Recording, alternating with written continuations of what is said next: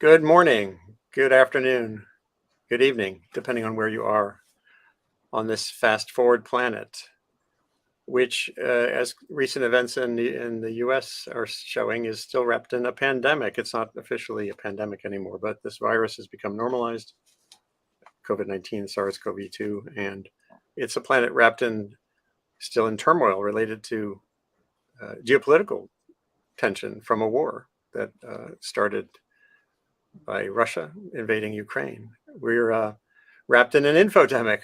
We have all these new tools for sharing and shaping ideas. And unfortunately, they're very easy to co-opt. And everyone who's on this medium that we're using right now is grappling with ways to make reality matter. And it's a planet facing climate change and biodiversity change, loss. The losses I've reported on as a journalist over 40 years are really wrenching. And they're mostly the ones I've written about are these species we can see and care about, like the Baiji and the Yangtze River. But there's so much more going on in biodiversity. It's very easy to get caught up in the downside of what's outside the window, the heat right now, flooding, issues I've been reporting on for decades.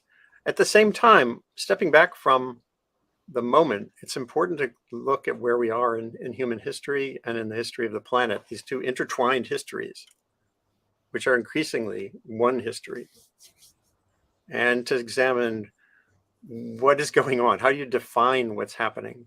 Is it a crashing wave, or is it a surging wave that hits a beach in a more sustainable way?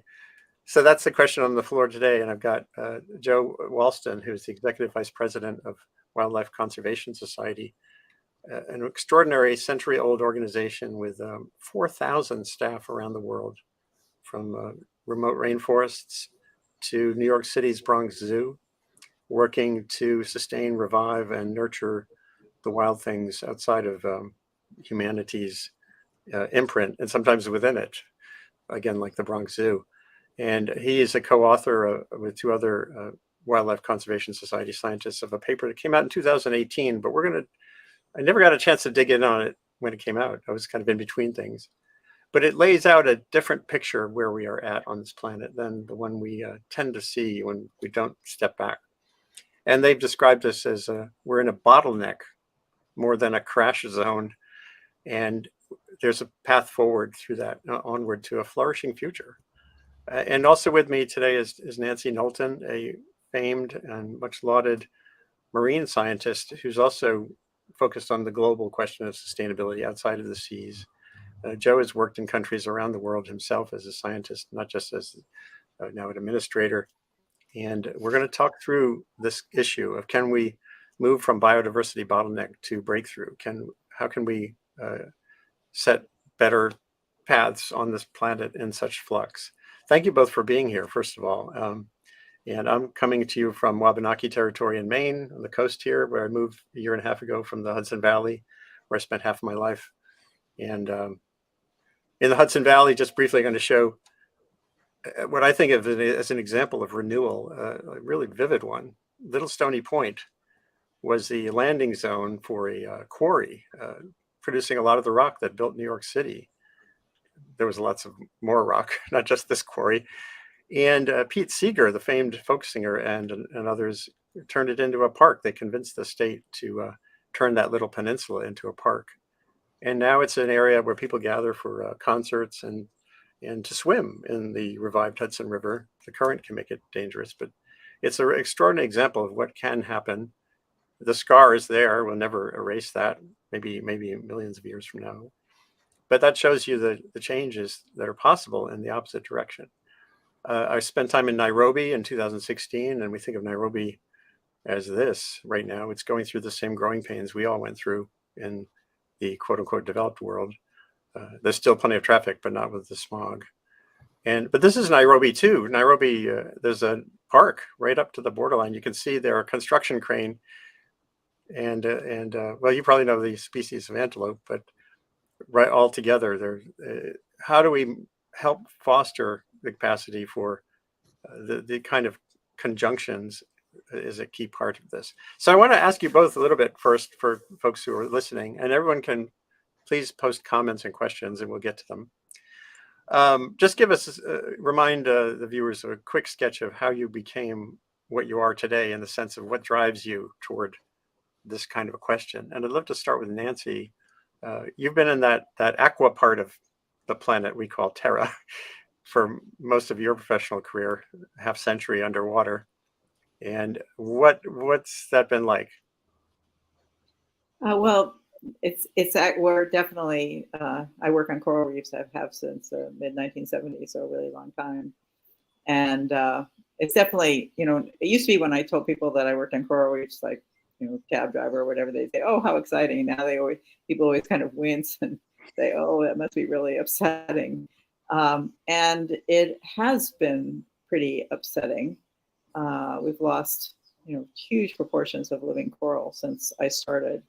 On the other hand, I sort of late in the game came to realize that if all we did was talk about what was wrong and the doom and gloom side of things, that we weren't really helping the cause in some ways. Beyond a certain point, obviously people have to know what's going on, but if all you talk about is the problems and you never talk about the solutions, then people tend to give up on conservation, and it's more likely to lead to apathy than action. So it led me to help found sort of a Twitter initiative called #OceanOptimism and Earth Optimism Summits. And it was all actually really driven by students who I could tell when I was teaching at the Scripps Institution of Oceanography, I could tell they just didn't want to hear about the problems. They wanted to do something positive.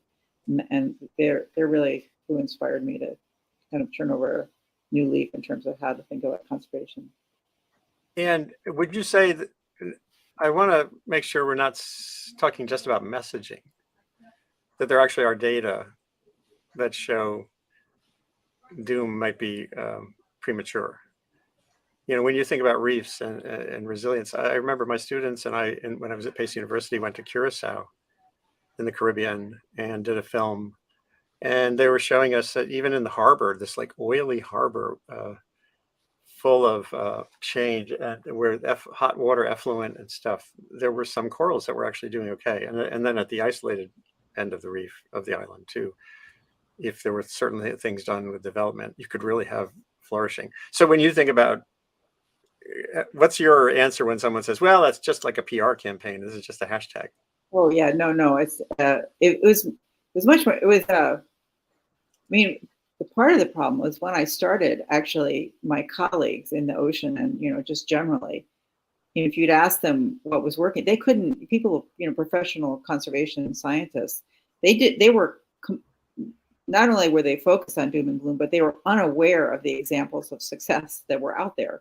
And that was what really struck me, was that even people who should know about what was working didn't.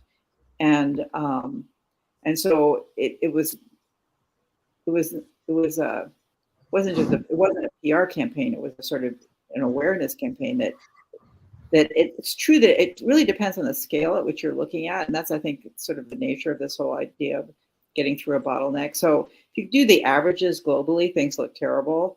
But if you look at places, you can see places where this, we are emerging from bottleneck to breakthrough, as the title of this paper that we'll talk about mentions. And so I just felt that people were unaware of the examples of what was working, where we did seem to be getting beyond the bottleneck, and that was slowing down. It was making it harder for people to achieve similar successes elsewhere.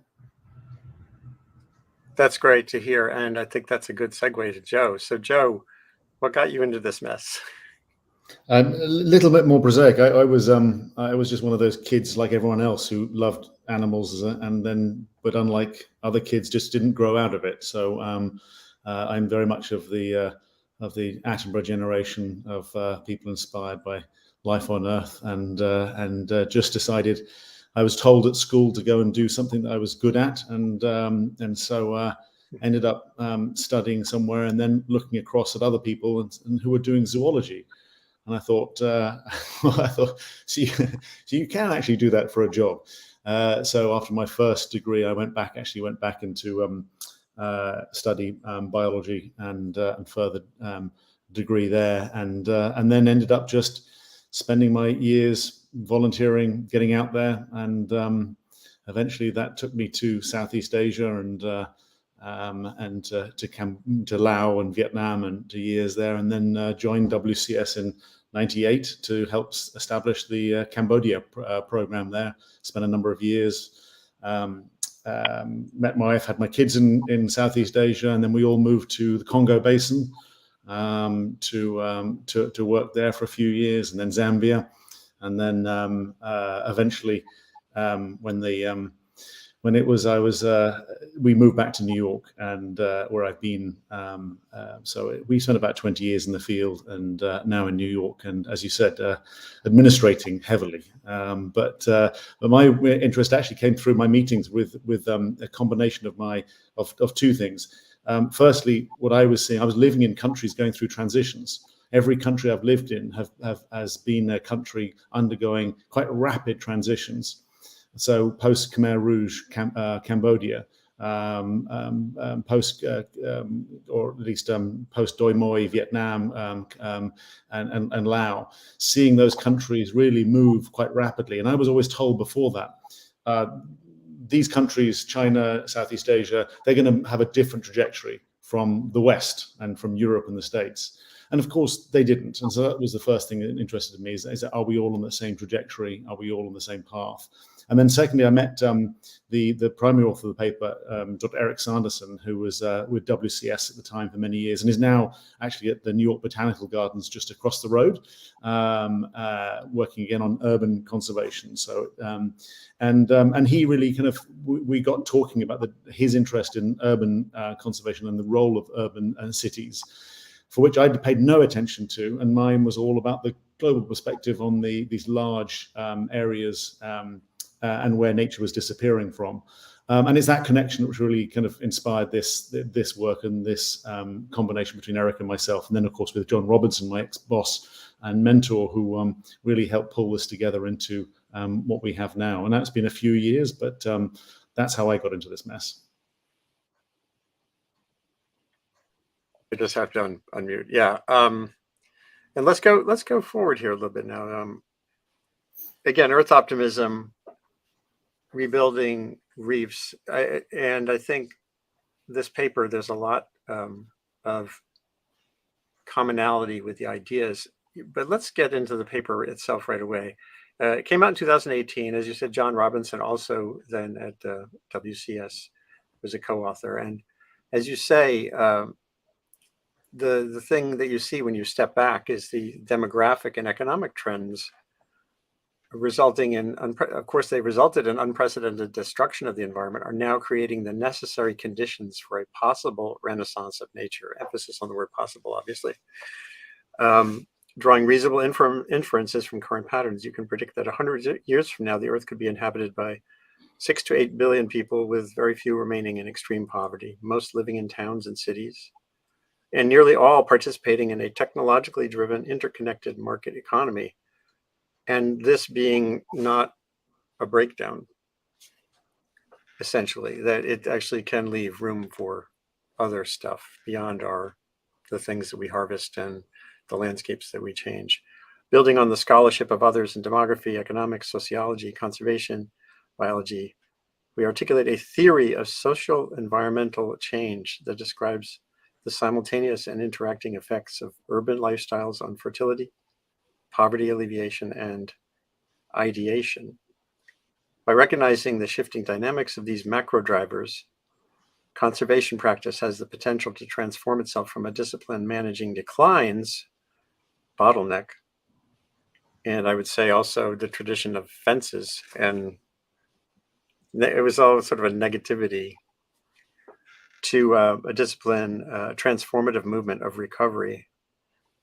So tell us a little bit more about some of the key ideas here. I do have some slides that WCS provided, and I think that's a good thing to sort of walk through. So tell us, talk about those points, and Sure. let's go forward. So, and essentially, in the history of modern man, the only people who've actually have resisted the change and the declines of nature has been environmentalists, conservationists, and we've been a kind of minority fringe group for a long while. And that's because actually we were the only. I mean, that development, change, growth all had a cost of nature. All of our societies, all of our countries have either directly or indirectly move through the development stages through the conversion of natural capital to economic capital, and that's what we still see with the remaining areas of the developing world. And so it's very easy for us as conservationists to end up being a little bit solipsistic about everything that we still see what we do, and we've been trained as we have a threat, we look at that threat, we deal with that threat, and then things are going to be somehow better. In that, and it has provided a rather narrow view, and we are not the best sector at being able to look above the parapet and see what's happening at a global level with some of these changes. We just assume everything's against us.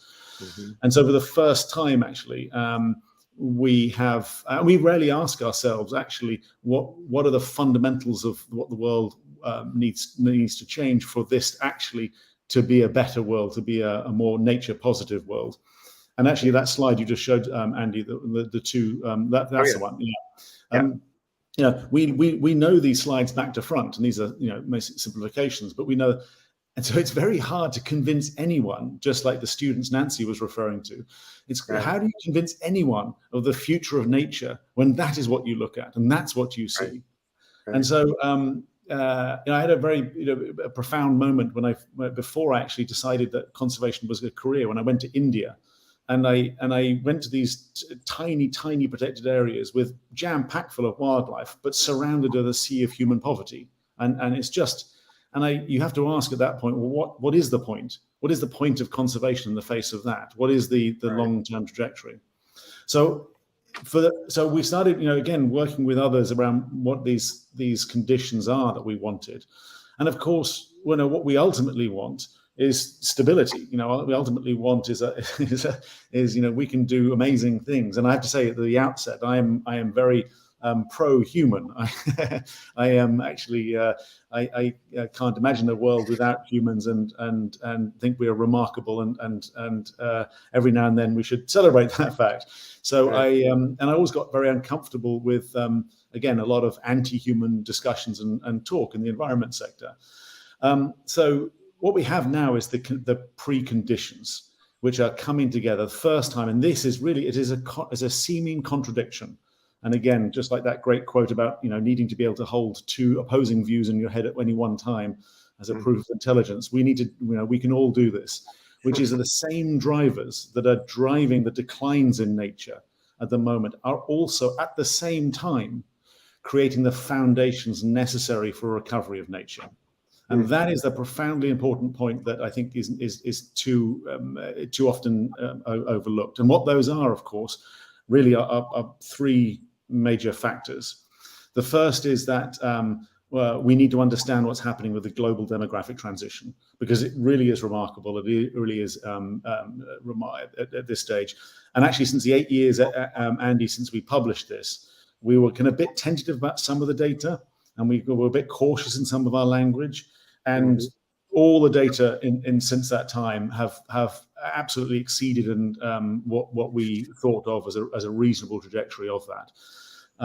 So the world's population is increasing. The world's population is increasing far. It's changing far quicker than anyone had really predicted. Every time the UN produces its new estimates, it downgrades every single time. It downgrades the estimation. We are no longer, not only we're not likely to hit 12 billion people, we're unlikely probably to ever hit 10 billion people.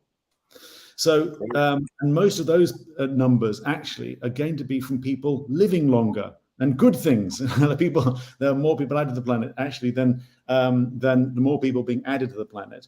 So I think it's been a really unnecessary distraction for getting to rather uncomfortable and ethically dubious discussions over population control and these areas. And I find it very sad when the young talk about not having children and not having that. Because actually what we're talking about is, for the first time, people are able to choose. And that's the most important thing. And when women in particular have a much stronger voice in choosing and dictating, and they're under out of extreme poverty, and we'll get on to the next one, out of the rural areas, then people are choosing for their own reasons to have fewer children. And that choice is incredibly important to make this an ethically defensible and robust renaissance we're talking about, as opposed to anything, I think, ethically uncomfortable. So the first one is these demographic transitions. Right. So it seems like, China was always used, Andy, as my example. I was always told that China has now has gone in a space of 10 years, has gone from panicking about overpopulation to panicking about underpopulation. So, you know how many people there are in China at the moment? By the end of the century, the Chinese government has admitted itself it's going to have half the population it has today. That's back to when Mao was alive. So, we have fertility rates the lowest in the world now in China of any country over 100 million people. We have 20 countries who are by the end of the century are going to have half the population they're going to have now. In fact, the only area are going to be increasing is in terms of its rates is going to be sub-Saharan Africa. We need to get onto that because central to this thesis is that we need to double our efforts and support to Africa and African solutions in that. But the second one, apart from demographics, is of course poverty alleviation. Now it's gone back over the last few years. We've made reverses. Things have got worse actually, and during COVID but overall the trend of extreme poverty is down, and again has beaten almost every projection time after time after time. Right. And so we're seeing quite remarkable rates of poverty. When I again was young, Bangladesh was always held up as a bit of a bit of a basket case, and yet countries like Bangladesh continue to make cut extreme poverty rates by remarkable levels. They've halved it in the last 10 years, and now they're looking at a reduction of extreme poverty to only 2.3% even by 2031. So remarkable contributions are being made by governments, by societies around the world at the moment. And that is going to, there are blips and there are reversals. And of course, we could screw this all up as we started to say the word possibly and probably. But we shouldn't overlook the fact that these have been remarkable. And then the third one, which underpins all of these, which is actually, and the unheralded aspect of this, is urbanization. Right. And urbanization is the what happens is a lot of people think it's just about land. We've freed up some land by people urbanizing. That's not really it at all. Actually, it's a very insignificant element to this.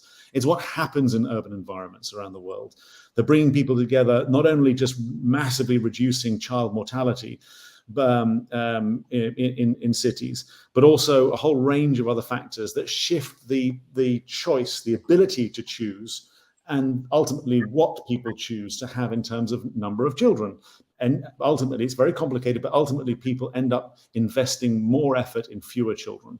And that's, again, because they have the choice. The incentive structures change. When you're in a rural area, or incentive structure is very different. Education levels, not just the ability to educate people, but the profound change that urban areas offer for children who are educated. They can, for the first time, transition out of what their parents did, especially what their father did, which is the dominant commonality in rural areas. And their opportunity to move socially in urban areas goes up. So again, environmentalists are really bad at this. We look at cities and we look at terrible pollution. We look at how awful they are. And then we look at bucolic scenes of the countryside and say, oh, look how wonderful and lovely that is. But if you look at any of the data, one thing is for sure: do not be poor in the countryside. Do not be a woman and poor in the countryside. That's the statistics are very, very profound on this. So urbanization really does offer in many areas it gives people greater choices, it gives people greater social mobility, and people in those urban areas. And that's what happened in China. China has not gone through this demographic change because of the one-child policy.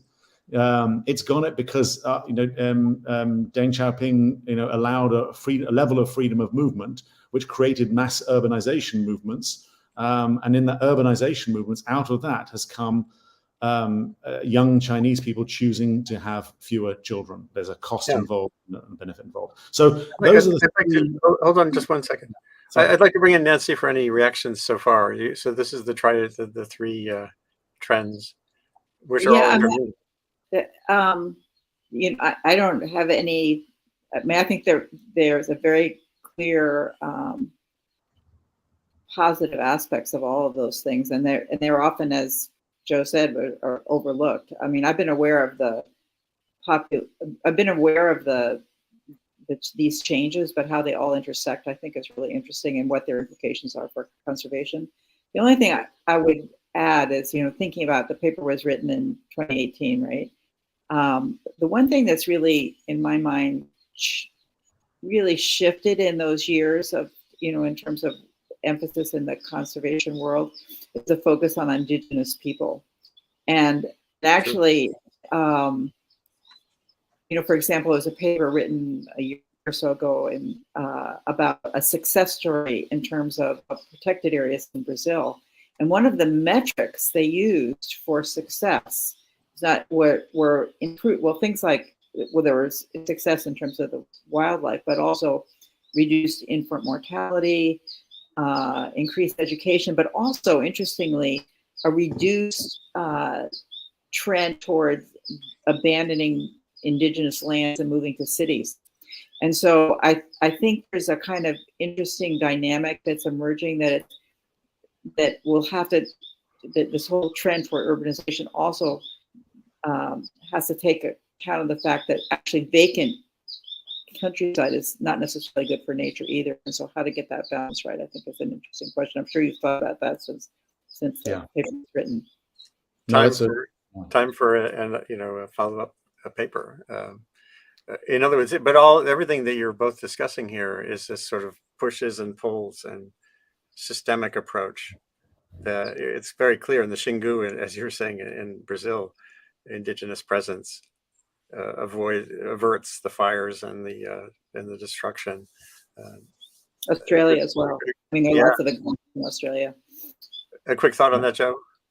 Yeah, I mean, absolutely. I think, and again, what we're not calling for is any sort of people, anything more than people to be allowed to choose. Right. And whether that's to choose to stay on their land and that they have both formal and informal rights to, that needs to be protected and reinforced. And again, which is why also we didn't focus a lot on the land, the kind of releasing land. I mean, that is actually, it's not so much urbanization that's doing that, and we can get onto that. It's more of the upcoming revolution that needs to happen in the agricultural sector. That's the big change that has to happen. But of course, a lot of people have been, one of the greatest pressures on people being displaced, especially indigenous peoples and local communities, has been agriculture, has been right. the both industrial agriculture, land grabbing, cattle, all of those things, which again comes back to consumption and who's doing that, how's that operating, and how's that going to change in the future. So yeah, I'm very that optimistic that with as Nancy has exactly said, with the recent focus on bringing IP and LC rights to the fore, this long-term trend can help start to see how that could result, not just in a slowing of decline of indigenous people's rights in those areas to lands, but actually could be seen as a recovering and a renaissance, both of cultural and natural heritage together. That's great. So let's continue. One of the examples you cite in the paper is Costa Rica, which I think gets at this point about land, shifting land practices and how that relates both. That's the word ideation was in your summary. How much of this is about policies about if urban educated populations sort of understanding more about the impacts of the supply chains that come into cities? Is that part of what you're thinking? Or just talk about Costa Rica and just that general issue, the informed consumer is part of this, possibly. Yeah, I mean, I think many people know Costa Rica, and I think it's important to say that Costa Rica is not the only example, because again, otherwise, is it the exception to the rule, or is it an example of the rule? And but it is important to know that Costa Rica was following the same path as many of its Central American neighbors in rapidly losing a lot of its forest cover and conversion to large-scale agriculture, which wasn't actually creating huge benefits or sustained benefits to local communities or even economies, was being grabbed and captured. And we saw that trend going down. I mean, to a hugely depauperate rate in the mid 80s that we saw, and it was no reason to think it was going to be anything different.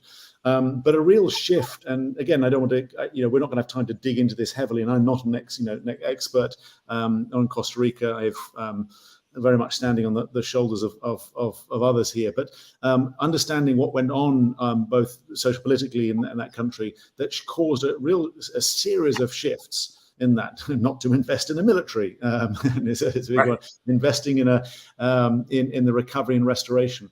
But the important thing for me is not just the forest cover, but the fact that this country has now embedded these things into policies, embedded these things into taxation systems, embedded these things into education systems, in order that it's no longer just what we see some places around the world, an idea of the one person in power, and once that person is out, then everything's going to revert or switch back. And we've seen through a number of different presidencies and leadership in Costa Rica that we're moving slightly to the left, slightly to the right. It doesn't really matter that throughout that time, they really have embedded an environmental ethic and environmental policy, which has not only had a remarkable renaissance of their forest cover and wildlife populations in that, but also has it where it is no longer reliant purely on overseas aid, for instance, to be able to somehow prop it up and offset it. And so that real kind of embedded nature, the laws that they have in place at the moment, and how accepted that is by society, which is really what this remarkable transformation. And now we're seeing that again, not just in Costa Rica, but in countries elsewhere from Asia to Africa. Yeah. One set of the slides talks about India, which is now, of course, vaulted to be the most populous country in the world.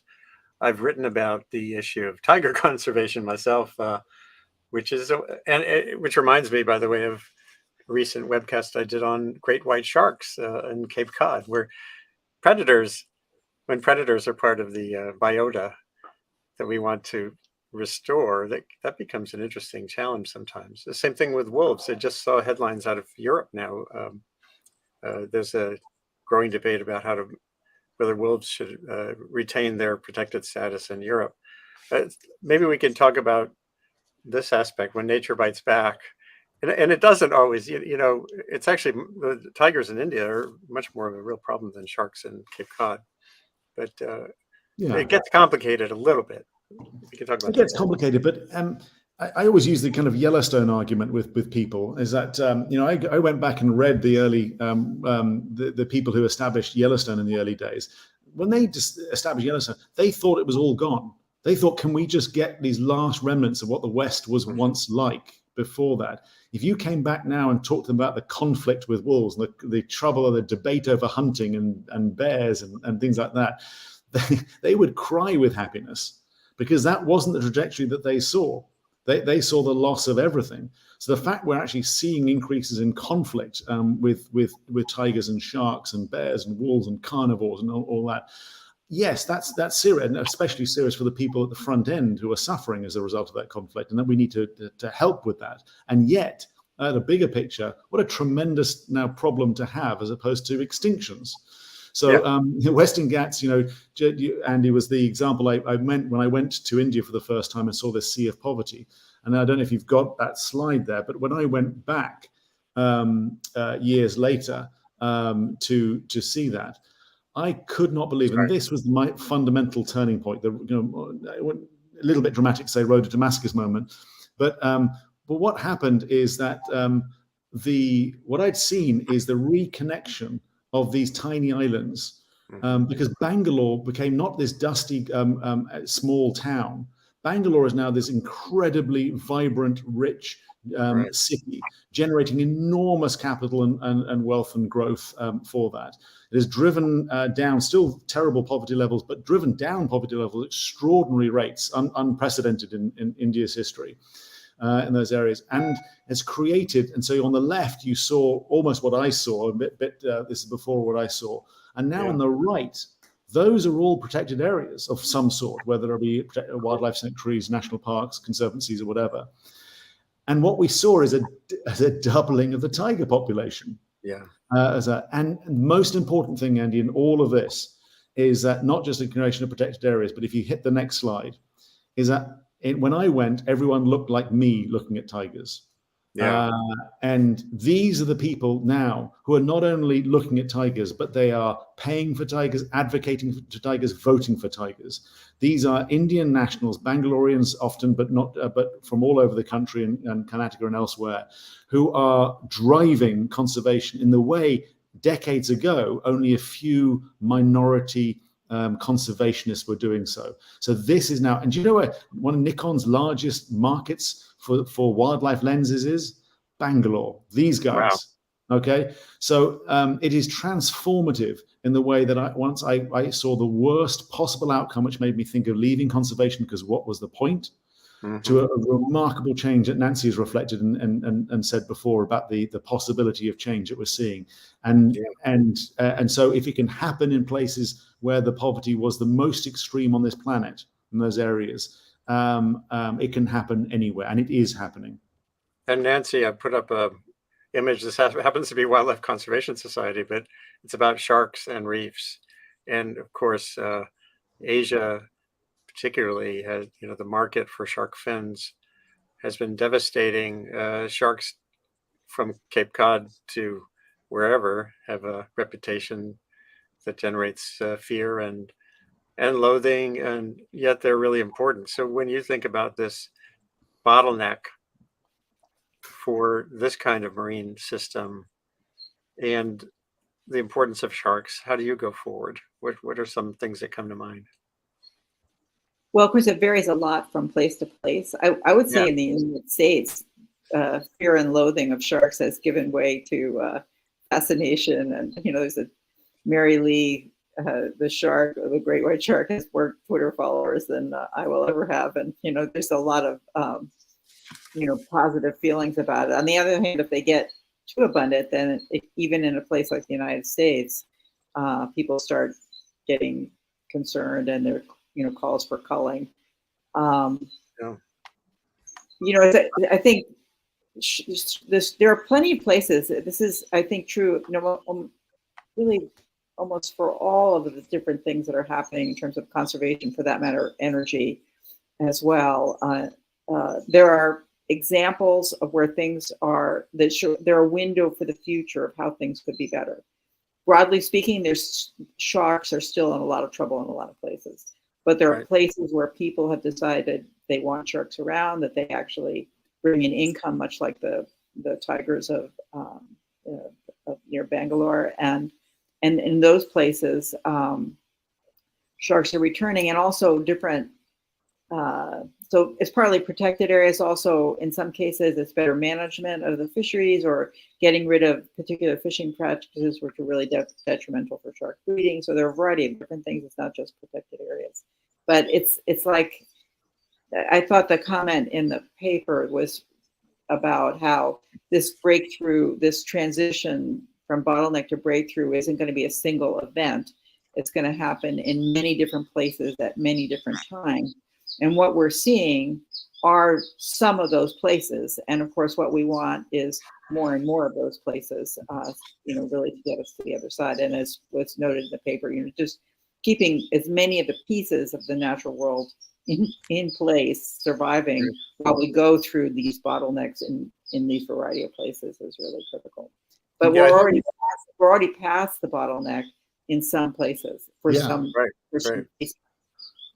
And I want to show something. I did a webcast recently on the white shark issue. Let me see if I can get this to show you. And I have the app for a Sharktivity app on my phone.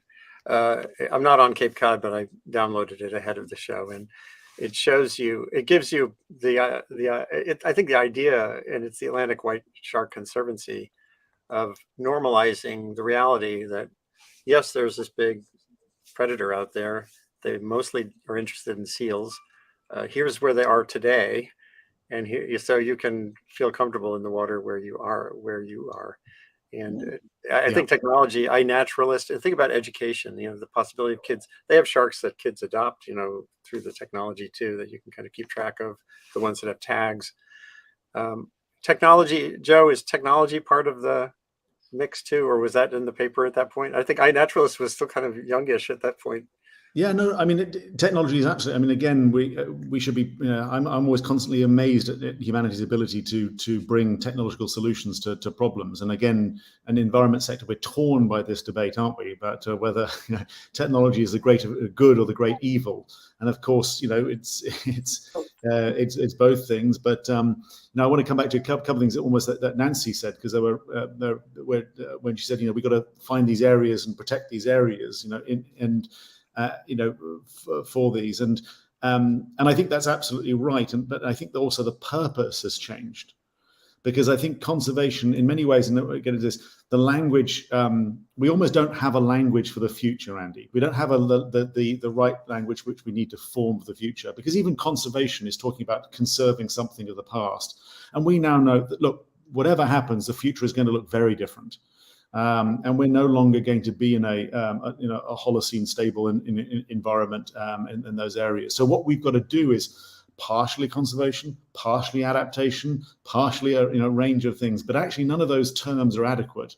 So I'm just going to put it out there now that we need some language to talk about what we're going to do, which is forward-facing, impactful, that not only just adapts but gets into this. And for the first time, we're no longer going to be just merely holding on to the last remnants of nature, because that's what it is. If you don't believe in the possibility of that breakthrough, then that's all we're doing. And in many cases, that's why people will give will give $10 to conservation, and they'll give $1,000 to opening a new a statue or to a hospital or something like that, because we are not delivering the solutions at scale. But if you do believe in it, and if the evidence, which I suggest, is there, then our job is beautiful. Our job is elegant. Our job is to get as much of nature through that bottleneck as possible, because at the end of that, whatever we succeed in that is going to have a resurgence and a renaissance of which we had never dreamed of before. So here's where technology comes back to your question. We always think that just consumption is going to overtake us. Well, people will reduce and will stabilize, but actually consumption will go up. We killed almost all of the great whales, way back in the day. It's not from an inability to save whales that we did. We changed and transitioned out of the reliance on a variety of products that whales were giving us for that, not for an ethical, but for a technological reason at that stage. And it's the stopping of the industrial whaling that has meant that all whales, except for one, I believe, are actually on an increase in this world. Another fact that most people should be more aware of. And so we've got these where technology is actually helping us, not just with transitioning away from a dependency, but also helping us with the big issue, which is decoupling, which is the ability for us to generate wealth, distribute that wealth, without actually that being a one-to-one transaction with nature. And that's what we're starting to get away from. We've done it in many sectors, and the last great sector to do this, which will have transformative effect on nature, will be agriculture and food. Yeah, and and envisioning that you said something so important. And actually, Eric Sanderson's work when he was at WCS in showing the ecological history of New York City by Lycia, amazing green map of what that landscape was like before Henry Hudson put the name on the Hudson. And although what it misses, and I've spoken about this before, is that's the last 400 years. It's invaluable as a way to look at your own landscape and see what was there, understand. But what we need is that for the next 400 years. Yeah. I have a slide somewhere saying 2409 ? Yep. And that's part of that envisioning. And the other thing, and Nancy, with reefs too, you and I and Joe probably too have dived on reefs that are just a fraction of what was there before. And we also know that certain corals will be more resilient to heat than some of the ones that are there now. So when you think about how do you convey that idea of reefishness, but not necessarily the reef we know? What's that feel like? Or is that something that's too hard to even explain to a neighbor? Well, I think one of the words we haven't talked about too much, but I think is a big part of what's going on in reefs now is the concept of restoration or rewilding, sort of the rebuilding. And I think in terms of thinking about the language they use and how people can grab onto it, I think people are actually very good at understanding the concept of rebuilding, and so. For example, I was at the reef meetings last summer, and they only happen once every 4 years. So you can actually sort of track the energy of where different ideas are going, what's most interesting to people. Because every 4 years it's something different. 1 year was mass spawning, 1 year is coral bleaching. The year ago last summer was definitely about restoration. And the trick is always, to make sure that there's not a kind of moral hazard that gets built into this discussion. Same thing with carbon dioxide removal and all these, and some of it's very technologically oriented, some of it's actually pretty straightforward and low-key technologically. But somehow realizing we have to change our way of doing things at the same time as we're rebuilding. Rebuilding by itself isn't going to be enough if we don't also change some other things that we're doing. I think it's a concept that people can really get their hands around. That's why people like to garden. I mean, it's the same thing of sort of creating something beautiful out of something that was, perhaps less interesting or less useful before. Yeah, this is a report you were involved with, I'm pretty sure. Yes, ICRS. Yeah. I've been building this list of words I call watchwords. Words that offer an opportunity to dig in for bigger meanings, and there's a prefix renew, rebuild, recover. It's always rewild, restore, rewild. It has that element of taking the past back into the future, and pro generation as opposed to regeneration. This gets to what Joe was saying about new words or new language or making that future, including the unknowability, giving the future the capacity to be what it wants to be, seems to me a really important message of your paper. It's liberating the future from our momentary expectation of what we think the world should be like. I don't know if that makes sense. Yeah, and I think it also gets to Nancy's point. I think which is. I mean, I think optimism for the sake of optimism is just faith. You can convince yourself we need to be optimistic, and I have been to looked at optimism initiatives which make me quite pessimistic, because there's two things that optimism must have. It must have a scalability, otherwise it's just an exception.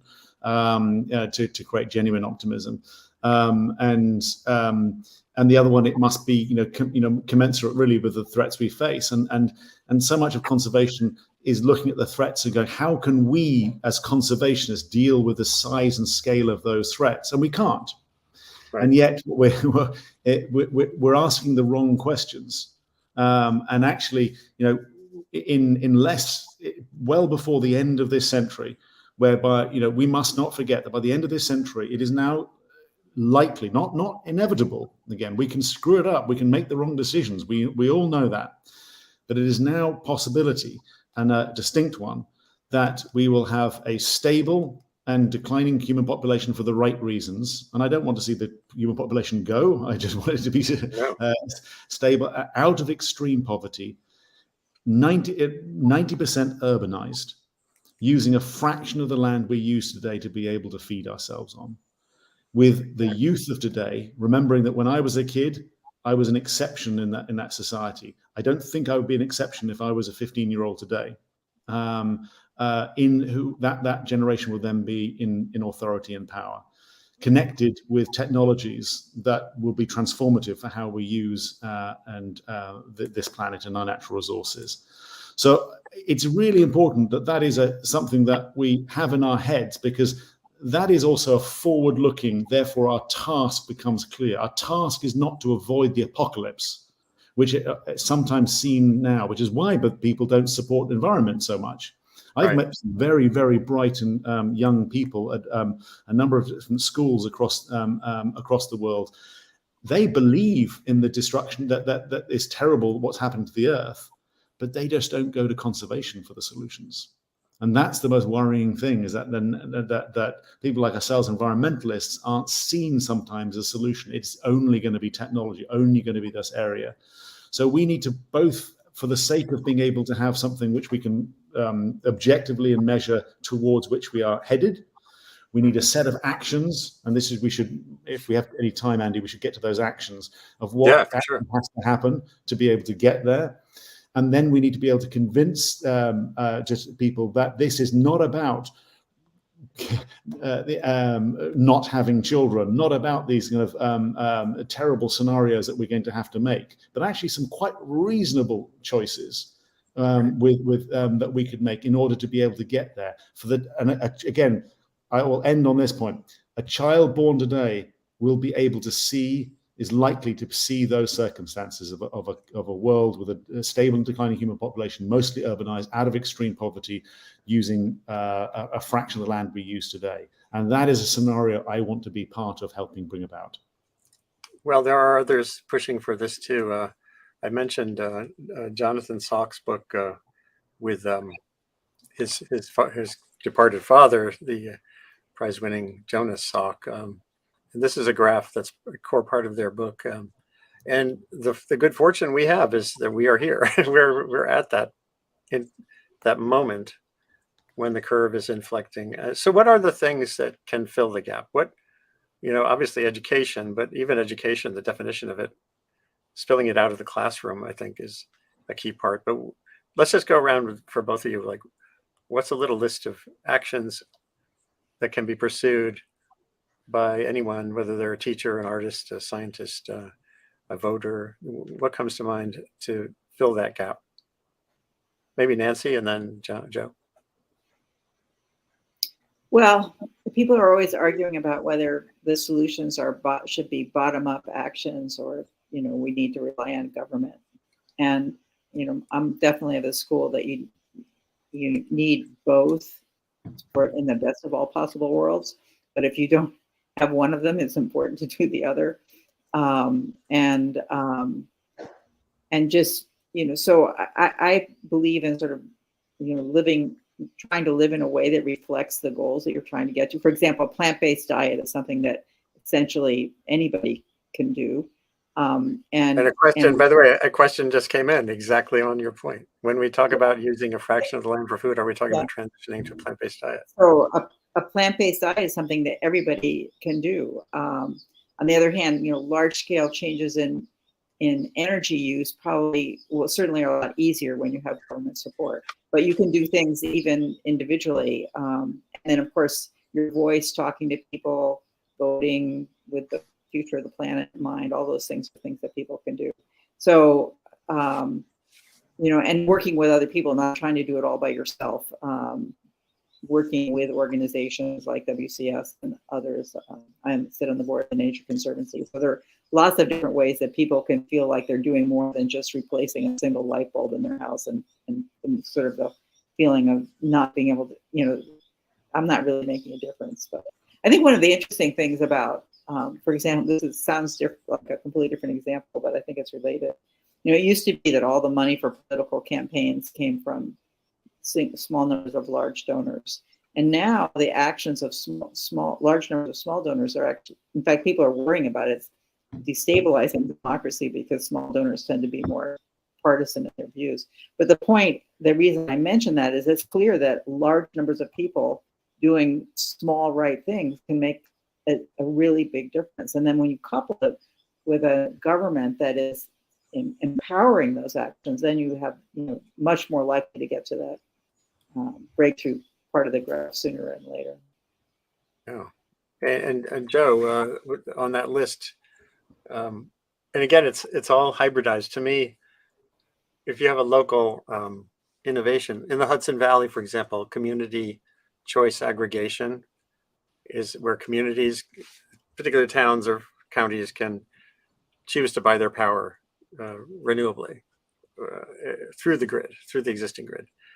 That I was involved with that in the Hudson Valley, and a lot of people just don't get it. You need to have town-to-town communication. That could be social, it could be online, it can be Facebook groups.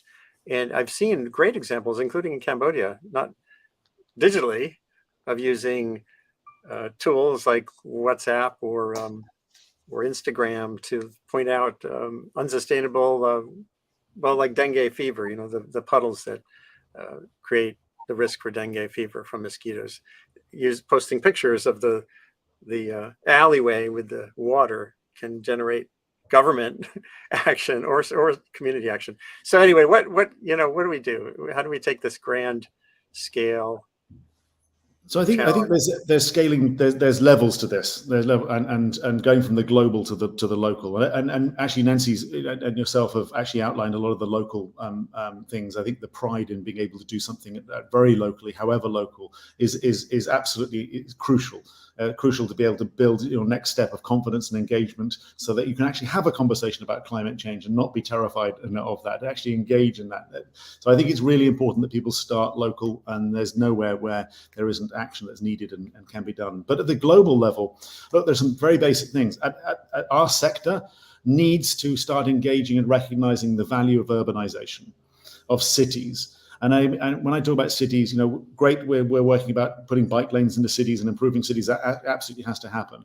When I talk about cities, I mean, how are we going to help the emerging cities greater than 10 million people that we don't even know where they are in sub-Saharan Africa at the moment? How are we going to make that help them transition from agglomerations of people into functioning cities, helping people get out of poverty, moving into kind of urban middle classes, whilst at the same time protecting, I'm sorry about the noise overhead, indigenous peoples being able to retain their rights over lands and waters.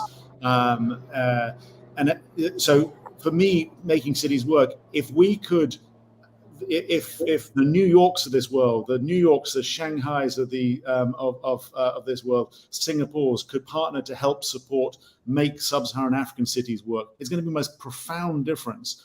The world's population will be 1 billion higher or lower, depending on whether sub-Saharan African girls get educated or not. Right. So these are so environment sector keeps thinking about its own little niche. We need to adopt the understanding that cities, when they work well, are phenomenal drivers of positive change. The second one, therefore, is Africa. That Africa is already going to be making transitions far more positively than the previous trajectories had ever made. We need to, and yet more people are going to be added to the earth in sub-Saharan Africa than anywhere else in this world, and we should celebrate that. That's terrific. It's got to go through its demographic transition as everywhere else is, creating wealth in that. And I welcome that. Of course, it's going to have a negative impact on nature, but if we do this right, there's no reason why Africa can't make those leaps that we fail to do in our own regions, and make those leaps and bounds using technologies, using new forms of agriculture to be able to make that transition. So double down on Africa. And then globally, lastly, is these strongholds. There are places in the world that we now know, Nancy's been part of that science, finding where these are, that are going to be more resilient to the pressures getting through the bottleneck. These are what we in WCS call nature's strongholds, where nature is strong for people on the planet. These are areas that not only contain much of the world's biodiversity, but by their inherent ecological integrity are resilient to climate change pressures, and therefore have the greatest chance. These are the golden areas we've got to invest in, whether it be coastal reefs off Madagascar, whether there be the forest, the Congo Basin, all around the world. Identify those areas which need disproportionate effort, because those are going to get as much of nature through the bottleneck as possible. Those are the areas that, once we do this in the next few decades, and I'm only talking about the next few decades, are going to form the resurgence of nature, the repopulation of nature across what will be a very scarred planet by then. There's one. And Sorry. Just to say that in addition to being strongholds for biodiversity, as you mentioned in the text down there, they also suck up a lot of carbon dioxide, so they help address the climate challenges. Yeah. There's a final question that's come in on LinkedIn here. Global themes ultimately emerge from, then return to the local context. This is partially what you've been talking about. How does the panel feel about the role of placemaking and ethnoecology in fostering local ecological knowledge? I have some thoughts, but I'd love to hear from you too. If we were at 1 o'clock, by the way, we could go a little longer if you are able to. Well, why don't you share? You have some thoughts, share them. Yeah, Andy. Well, just, where I am here on the coast of Maine, the ethnoecology part is implicit. I was kayaking recently with my wife on a fairly undisturbed shoreline, and I swear I saw a midden, a shell midden. If I have time, I can share the pictures. And it's history, it's ethnoecology for sure. It gives you a sense of the past of the region. There's a movement in Maine by the indigenous community here to map those areas as part of their restoration, if not of actual ownership, at least of communities recognizing, again, that history. So I've seen that right here. And placemaking, again, I think is the same thing. There's a Richard Weller at the McHarg Center, University of Pennsylvania, has done sort of a global mapping project for cities that have that interlacing with biodiversity, and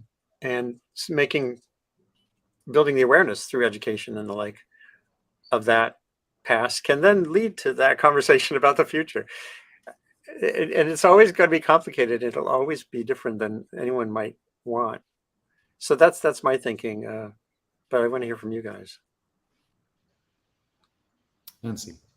Well, I mean, I'm a big believer in the role that people, wherever they are, whether they're in cities or outside of cities, have to play in terms of, I do think that the resurgence of interest in local ecological knowledge or indigenous knowledge has really been striking. It's something that 10 years ago, not that many people in the conservation world were talking about. And the evidence is really clear that, a lot of that information can provide really important solutions. It also gives you a glimpse when you're trying to imagine what a future might look like, even if you're not trying to recreate the past, it's still useful to know what the past used to look like, because part of that could be part of the reimagining for the future. So it's, and just small, one of the, in the reading I do about solutions, just think, for example, a lot of the biodiversity in Ethiopia is in gardens that surround churches.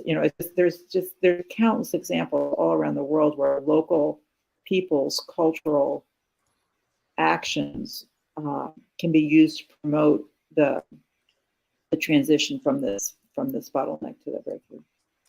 Well, and Joe, any last thoughts? I want to show one quick thing, because what WCS was involved, the bison, which Wildlife Conservation Society essentially helped avert from extinction, if I'm reading my history right. I tweeted about this. I tweet about this sometimes. The historic range of the bison before settlement included Chicago. Like, we're not going to have bison herds coming through Chicago, right? But having the conversation feels like it's a great starting point for filling in that blank. I love the bison story. As a Brit coming to America and learning about it, I find it fantastic. I spent a lot of time in this area, and actually last year, Andy, we actually recognized that our 100-year history in bison conservation needed to actually recognize that in those 100 years, the indigenous groups and local communities had really stepped up. And it was their turn to lead, not just be a partner. And so we actually transitioned WCS's bison program to the Blackfeet Confederacy in Montana. And they're now, they're now leading. They're now not just, again, just partners. They're the leaders in that. And so, for us to think about, if you ask those people who put those last bison on a train and brought them to New York and the Bronx Zoo because they thought that was going to be the last of the bison to be seen in this country, if you gave them the picture of what it was like today, again, they would cry with happiness. That was it. And we so quickly forget that actually the situation was so much worse in so many others in parts of the world. The bison story is emblematic also of the earlier question, which is that for much of the world, we can see this renaissance not just being of nature, but of cultural as well as natural heritage. And the intertwining, the braiding of those both knowledge systems and both the cultural and economic value and identity value that nature has is really going to be something that both drives nature conservation in the future, but also the more we can do it, it's going to be more robust and equitable as a result of that. So I think for me, the bison is a wonderful flagship species for that effort. That LinkedIn user who asked that question earlier about ethnoecology has posted a follow-up comment right in line with what we're talking about. I'm currently undertaking a PhD exploring the applications of ethnoecology to rewilding initiatives. The more of that, the better, I would say. Absolutely. But we also should, Andy, you should not forget that many of the indigenous peoples and local communities around are also facing a future for which they have no precedent. There is nothing in their histories that is also preparing them for what they're now seeing today, and they're going to see, get worse. So it's essential that we don't simplify this debate and discussion too much. We need to join together. We need to braid our knowledge systems because the future is going to look very different. We work in Beringia with a lot of IPNLCs. And what they are seeing, the incredible changes they are seeing, is not going to stop and go back to their systems. So it's not just about adaptation. It's also about being able to predict and understand where food sources are going to move, where wildlife as a result will go and move, in order then to design strategies which have never been seen before in the past.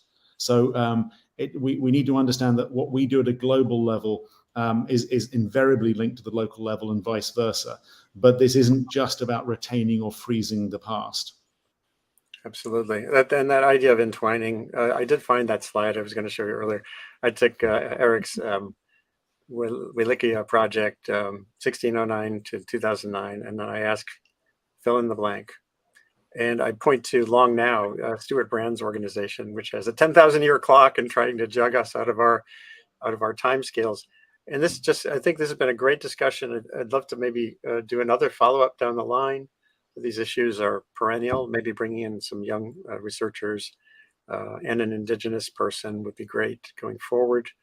Thank you today, Joe Walston from WCS, Wildlife Conservation Society, for being here and for crafting a really provocative paper that came out in 2018, but is more relevant than ever with John Robinson and with Eric Sanderson, and my friend Nancy Knowlton, fabulous marine scientist down the coast here in Maine.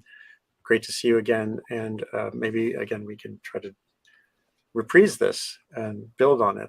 For those out there, if you've been watching or afterwards, please share this with your friends and neighbors. The links the video is streaming on become archived and can be shared right away.